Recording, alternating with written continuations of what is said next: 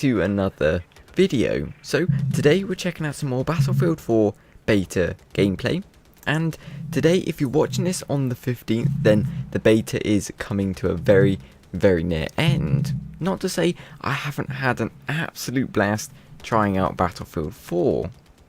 Now, overall, Battlefield 4 the beta as an experience was absolutely amazing. I couldn't have changed a single thing. Maybe a new map here or there may have livened it up a little bit, but I think adding the obliteration game mode towards the end did the job perfectly. Now, how has Battlefield 4 changed from Battlefield 3? Well, the netcode they've definitely improved. It's not perfect, because you do get killed maybe around corners a little bit, not as extensive as Battlefield 3, because as we know in Battlefield 3 you could get killed maybe 5-7 feet around the corner, which wasn't very nice. But in Battlefield 4 it's definitely a big improvement, and it can't be perfect because there's so many different variables to actually comprehend with the netcode. It's just practically impossible. But the other thing to a FPS game first person shooter is of course guns, gunplay. How is that different from Battlefield 3? Well, it's improved. The gun sounds are magnificent. One of my favourite guns on the beta at least was the AK-5C. As we saw in Medal of Honor Warfighter, if you played it, the gun sound is absolutely amazing in Battlefield 4. Not to say the other guns don't sound incredible. Snipers, shotguns, they're amazing nonetheless. And of course, the damage, I think, feels more than Battlefield 3. Definitely more powerful. It's just whether or not you know how to control the recoil, the accuracy, that kind of stuff. But overall, it's a massive improvement from Battlefield 3, and I'm loving it.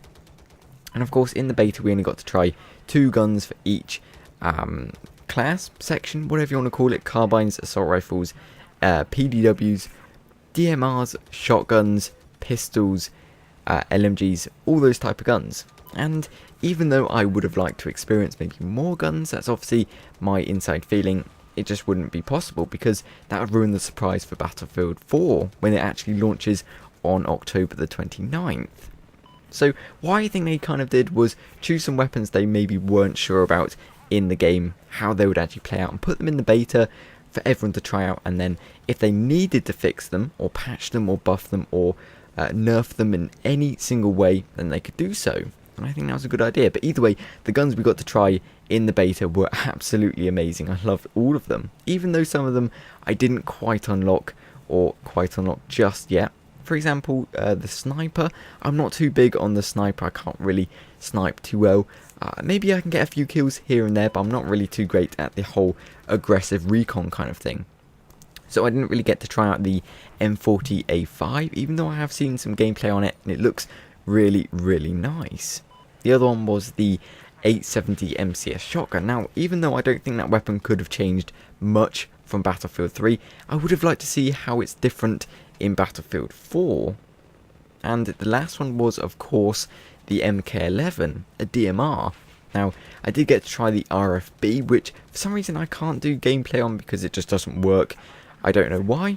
That's just a complete problem. It's unfortunate, but the RFB is amazing. The gun sounds for the DMRs are better than the semi-automatic sniper rifles in Battlefield 3.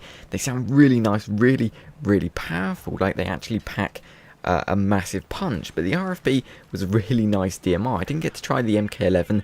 I'll just have to wait for Battlefield 4 to try that out. Now, aside from the weapons of Battlefield 4, we also got to try out an extensive range of vehicles at our disposal. So we could try out the jeeps, the tanks, the AA, the attack helicopters, the attack boats, all that good stuff. So we could jump in a vehicle and cause some devastation. Now, for me, being on PC for the first time, jumping into one of these hardcore FPS games, which was amazing. It was an amazing experience, but the biggest learning curve I found I had to overcome was trying to fly vehicles. Now, that wasn't made better by the fact that the vehicle controls were inverted, and that was just default. So if you've had the same problem and it's been a bit difficult trying to fly vehicles, then it was inverted. I never knew this, and I wouldn't have found out unless I was told. So once I fixed that predicament, then flying vehicles became a lot easier. And I do enjoy flying vehicles, helicopters, because even though I may not get hundreds and hundreds of kills here and there, I find it amazing just to explore the map from the skies. Now, of course, Battlefield 4, when it launches, will feature jets. I'm very excited to try these, even though I'm not really a jet pilot person and can imagine crashing to the ground hundreds and hundreds of times, but I think jets are going to be absolutely incredible. Nonetheless, that pretty much wraps up my overall Battlefield 4 beta experience. I had an absolute blast, and of course do remember, if you found any issues, glitches, bugs, whatever, I can name quite a few, then I'm sure they'll be rectified for the full game.